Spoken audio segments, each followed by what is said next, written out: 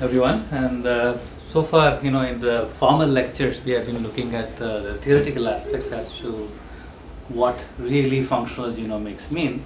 So this session is more to introduce how the labs are. So typically, what is a lab that carry out some of the assays required for the functional genomics. So this is my lab, and we have group members, close to 12 of them.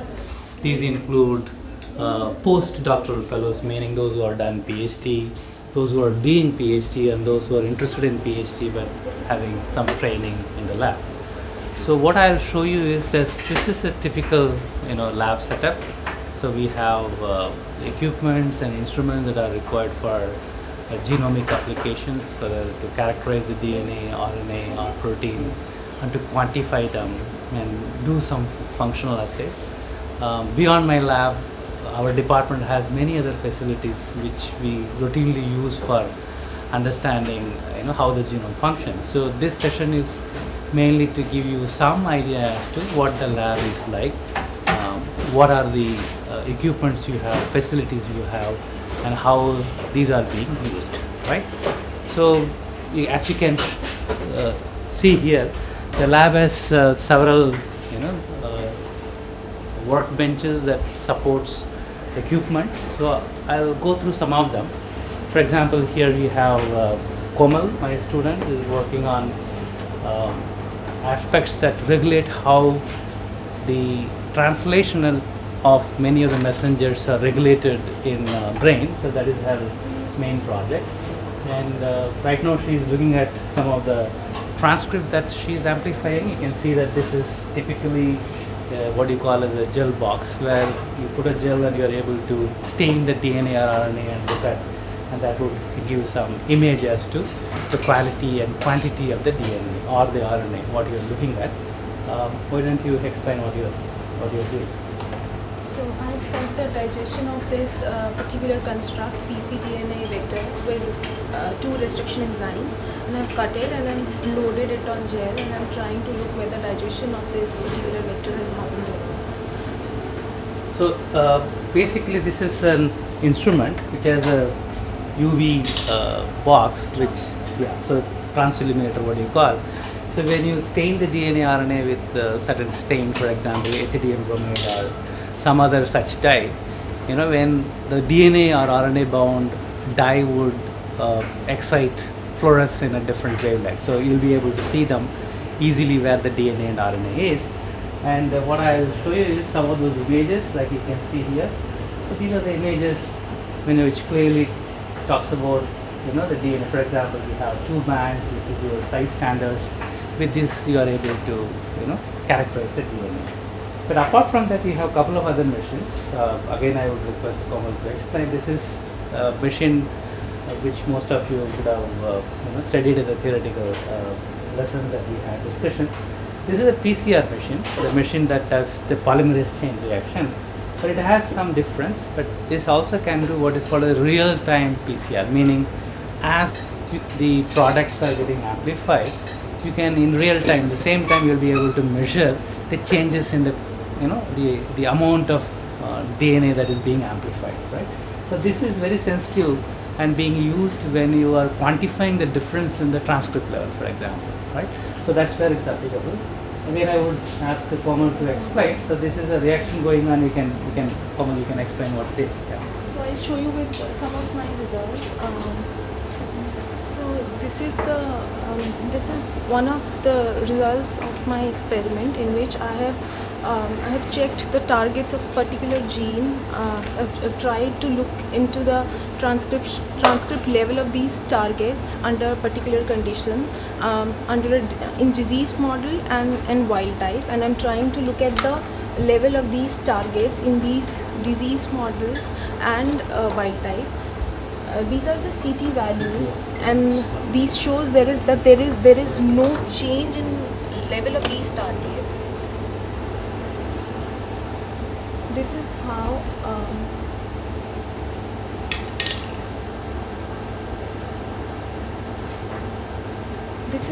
entire plate looks like. We put the plate here for checking the level of these targets, and then after while the reaction is going on, in real time, transcript level of this is recorded, and this is the result that shows that how the level of my targets changes in case of diseased and wild type model. Right. So that's one application. Likewise, you have again a high throughput machine. This machine has plate. This is called as a micro plate reader, which has a 96. Can you open this thing? So it has a 96 wells. Like for example, you can have test tubes or small tubes that are 96. You can put it inside, and then you can do all sorts of assays. For example, it can be used for fluorescence. You can read out the fluorescence. For example, you can grow cells that have a GFP construct under a target, so you can see whether the target is amplified or the target is being turned on in certain conditions, so that can be read out. Or it can have luminescence, for example, so or you can have even absorbers. So typically these are the plates that we use. You can see that there are 96 wells. So basically you can do reactions, enzyme kinetics you can culture the cells, and you can put there for reading. So this is how you really put it inside, and then this machine will take it and you can set the temperature. You can enter everything in the computer, and it will give you the results. So it can do absorbance like spectrophotometer that you would have read. Then you can do a fluorimetric reading, and you can do even luminescence. These are the three things that you can do. There are many such machines. Some of them we will explain here. So this is a typical lab, molecular biology lab. So we have lab benches, and you can see Rohit he's setting up a reaction, and you can see that you have tubes that are kept over a block. This block is at 4 degrees. So he's setting up a reaction for what you call as a polymerase chain reaction. So you have all the samples and buffers, enzymes kept on the ice, and that is how you maintain, because you don't want to give any thermal shock to the protein, because the protein would become ineffective if you expose them to high temperature. That's its say. And if you come here, this is Kirti, and what she is doing is she is setting up a gel. So why don't you show this? Right, yeah. So this is an apparatus wherein you can cast gel for what you call as polyacrylamide gel. So these are very thin gels which you can use to separate, for example, protein or oligonucleotides or DNA, RNA that are very, very small in size, in bases, 150 bases, 100 bases, and so on. So that's what she's setting up. This is polyacrylamide gel, and these are centrifuges. You can use samples for either purification of DNA, RNA, or for concentration of the protein, and you have this. So these are regular machines, what you call as polymerase chain reaction machines, where I'll show you one of them. So you can see here again you have a plate in which you can keep 96 tubes. So therefore you can do reactions of 96 samples. So you can set up the program such that typically in a PCR you have 3 stages, what you call annealing, extension, and denaturation. So you can set up as to what should be the temperature at which you would expect the primer to anneal, extension, and denaturation, and you give a duration depending on what is the size of the product that will be amplified. So that's the typical lab setup. So we have Varsha, an intern, and you can see she's trying to set up the electrophoresis. Yeah, I have already set the gel. Right, so it is already casted. Now I am going to run my samples. I have already completed my RNA isolation, so I am going to check the quality as well as the concentration. So this is a typical cast. So what you have is a mold in which you keep the comb. That's where the well kind structure where you can load the DNA, and you melt agarose and leave it there. It sort of makes the gel, and that can be kept inside this apparatus. This is electrophoretic chamber. So you have a buffer, and then keep the gel inside and apply the DNA, and then you put them under electric field. Since the DNA is negatively charged, it will move towards positive side, and then you have a gel in between that would allow the smaller DNA to migrate faster. That's how you separate the DNA. Right? So you have another facility here. We can see this is a fluorescence microscope, which is normally used to look at compartments within the cell to see how and what kind of signals come in. This is Saloni. Right now I am imaging for the HeLa cells, where I am trying to look for the mitochondria, where I am using the 3 filters, FITC, TRITC, and for the blue filters, and I have taken the few images here. So you can see here, the one that you see in blue color are the one that are identifying the nucleus of the cell, and then you have red color, that is the mitochondria, and the green ones are the cellular cytoplasmic compartment. So this is how you look at the cells. We'll go and see how the other tissues are analyzed. For example, if you want to understand function of where is Komal? If you want to understand the function of any gene, so in the reverse genetics, if you remember, we discussed, you delete the gene in the genome and then look at as to what is the function of it in the cell. That's what we have looked at it. So in the microscope, you can look at the cell as to what goes wrong. But you can use transgenic or knockout technology to generate animals that lack a particular gene and try to ask as to what happens at the tissue and organism level. So here Priyanka is looking at one such aspect, that is to look at what goes wrong at the tissue level. So this is, she is basically fixed the tissues of from an animal in which a particular gene has been knocked out, and she is trying to understand what goes wrong at the tissue level. So why don't you explain, Priyanka? So this is the wax station that we have. We for histological analysis, we embed the tissue in this tissue embedding center, as you can see here. That the tissue, as you know, is very soft, so we need it to embed in a system where we can easily process them for cutting out the thin sections. Like as you know, that we need 5 to 10 micrometer of sections for seeing the histological changes in them. So what we do is, this is the wax station, and in this we embed the tissue in the wax, and then this is the cooling plate where we cool the sections. So where we cool the blocks, and then after the blocks are cooled enough, then this is the cutting section, tissue cutting section. Here, as you can see, we can set the parameters like how much thin sections you want or how much thick sections you want. So according to our need, like right now I need sections that are thin enough, that is around 10 micrometers. So we cut sections of around 10 micrometer, and then as you can see in here, that these are the thin ribbons of tissues, in which, as you can see, this is the brain tissue that I am processing over here. In the block, the brain is over here, which is embedded in this wax, and then this is the 10 micrometer thin section of tissue, which we have to float in warm water, which is around 40 to 42 degrees Celsius, so that the tissue is totally spread out, and then we just carry it out in the slide, just like this. And then we have to dry it overnight at 37 degrees Celsius, so that the tissue spreads out more clearly. So this is an exclusive facility, what you call as culture room. So all the mammalian cells, human cells or mouse cells, when you do culture for cell biology applications, are done here. So I'm going to take you through this facility and explain briefly what is there. As you can see, it has partitions. This is mainly to prevent any contamination, because such cell culture facilities have the risk of attracting microbes and fungi getting contaminated.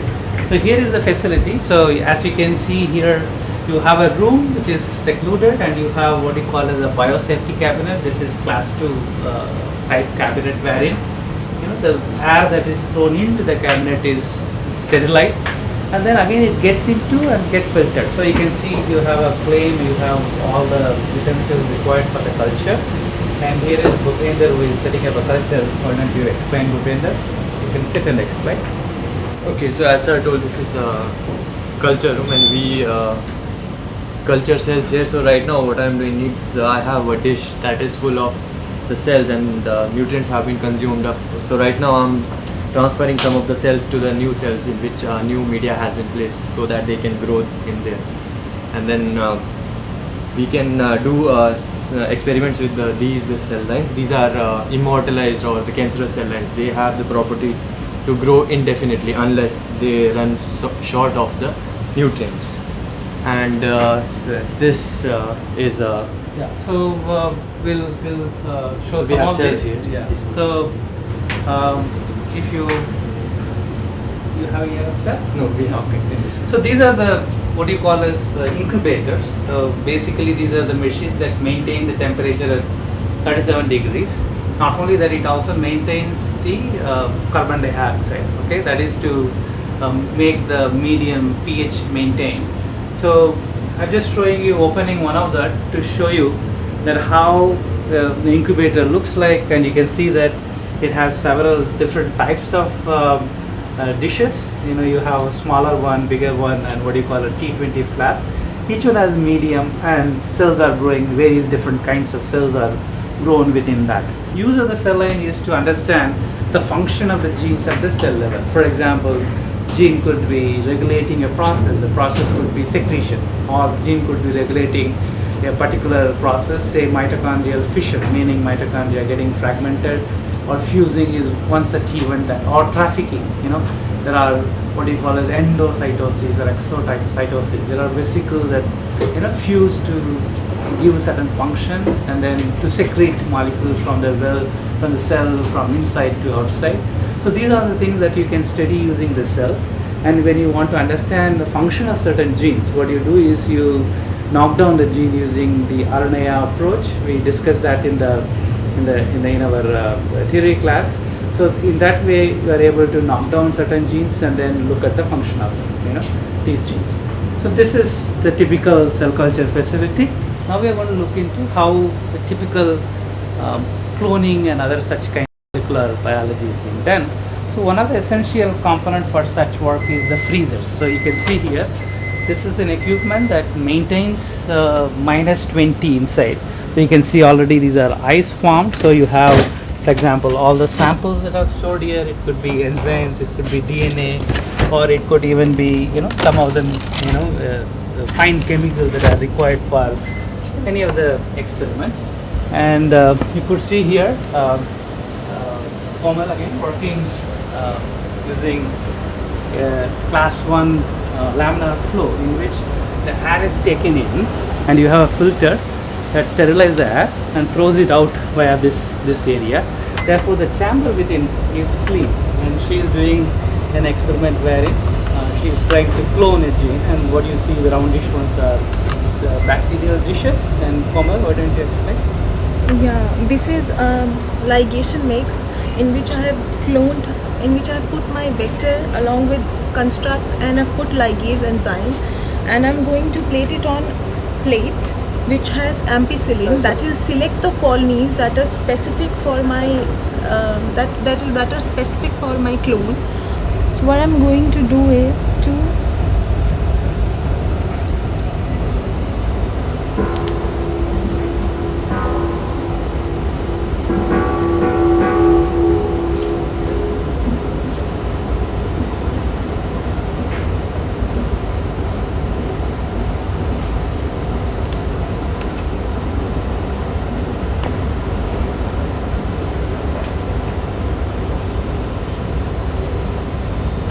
these are sterilized spatula that I'll use to plate my colonies on this plate.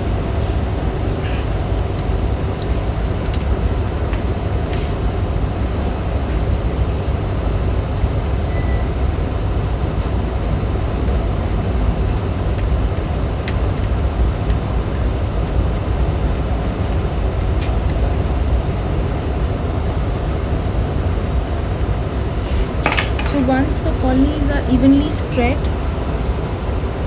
I'll just seal the plate and will keep the plate in incubator at 37 degrees Celsius for next 12 hours and look for the colonies that are positive for ampicillin and my clone. So likewise, I'll plate all the colonies, I'll plate all the plates likewise, and I'll put them in incubator. here is an equipment. This is must have seen in the your labs. These are what is called as centrifuge, but it has more advanced features. We can program the machine such that at what speed you want the rotor to spin, and what should be the speed, how long it should spin, and what should be the speed at which it should come to an halt. And you can also maintain the temperature of the this chamber here. It can go up to sub-zero. You can maintain here 4 degrees. Routinely we do for many other applications. And you can see these are the tubes in which you can either use bacterial cells to pellet them or to purify DNA or RNA. And this is a typical equipment that we use for purifying most of these biomolecules. So what we are going to show you is a storage device. So all the bacterial cells or the mammalian cell lines, or even mouse embryos can be stored for several years without losing their viability. So this is a possibility, and that is done using a technique called cryopreservation. So you mix the cells, either E. coli, bacterial yeast, or mammalian cells, with certain medium, which is, for example, DMSO or the anti-freezing mediums come in, and then you mix them and then store it in liquid nitrogen. So, Rohit, why don't you open it and show? So you can see it's a container which has two cells are inside. Alright. That's here you can see. So you can see that. Just be careful. So you have boxes inside, and then there are tubes that are kept inside, and these are in freezing condition, and normally minus 140, 120. That's the degree Celsius. That's where it's being maintained, and you can revive them anytime that you want. So when you are not using a particular line, this is how it is stored, and later you can use it, revive them using certain protocols. Again, you can culture them and have the cells in running condition. So that's the best way to store. This is another storage device, and you can see here it shows this chamber is maintained at minus 80, right? So the entire chamber inside temperature is minus 80. You can see that. So again, this is another device for storing samples. Anupama, why don't you explain? Yeah, these are the different racks, and we have boxed our samples whichever are required to be stored at minus 80 in these boxes. So we can keep them safe for years on this temperature. These are the important palatable samples. So it could be enzymes, it could be proteins, it could be again E. coli, or cells can be stored in this way. So here you have another facility. This is also a culture facility, right? So you have likewise incubators, likewise what you have seen a cell culture facility, where you have incubators, and then you have a very high-end microscope setup. So this this setup is such that you can even image cells that are growing. So basically you have a microscope, and you can put a chamber here. These are the chambers in which you can culture the cells, and you have all these parameters that you can feed in, wherein you maintain the temperature of the chamber, maintain the carbon dioxide level, maintain oxygen level, and then look at the cells when they are growing. So you can look at dynamic changes that are happening within this, and you can use different fluorescence molecules to tag various compartments of the cell, and then you look at how these compartments functions. So to help in setting up the cells for culture and others, we have likewise you have the biosafety cabinets and other facilities, and we have with us Anshika and Rashmi, who are looking at various aspects. For example, Anshika is looking at some of the non-coding RNAs. We discussed about non-coding RNAs, and some of these non-coding RNAs in the human is expressed only when the cells are under stress. For example, the cells are exposed to very high temperature, say 42 degrees, 45 degrees. So it is a stress on the cell, and the cell has to sort of mount a response, therefore it can survive that high temperature. She characterized one such RNA which is expressed only when the cells are under stress. That is her work, and she would explain some of them here. And then we have Rashmi, and she looks at a different aspect of this, for example, heat shock response, which is when this cell is exposed to very high temperature. What it does is that it also stops the translation process for a while. Therefore, you don't make abnormal proteins. So she's looking into that aspects as to how the translation is halted when the cells are under a stress, right? So what both of them are looking at is to what are the genes that are involved in this process, and therefore we can understand how the process works. And you can see this image here, and you have different colors, and these are nothing but you can see that the blue ones are the nucleus, and you have the green ones. The green ones are the structures called as stress granules. When the cells are under stress, what it does is it puts all the ribosome which are translating the RNA into a compartment and halt their translation. Therefore, the cells do not make protein when they are under stress. And you can explain as to what kind of how these equipments can be used to understand these functions. Maybe start with Ashika. So, hello. I have been working to study the role of a non-coding RNA in stress response, and I have tried to work on the function of this RNA, that what function it is playing in the cell. And to study that, I have been using some techniques in which I can visualize this RNA, this non-coding RNA in the cell. One of that technique is RNA in situ hybridization. So what we do in that technique is that we use a probe which binds complementarily to the RNA, the sense transcript of the RNA present in the cell, and hence and that probe is tagged to a fluorophore.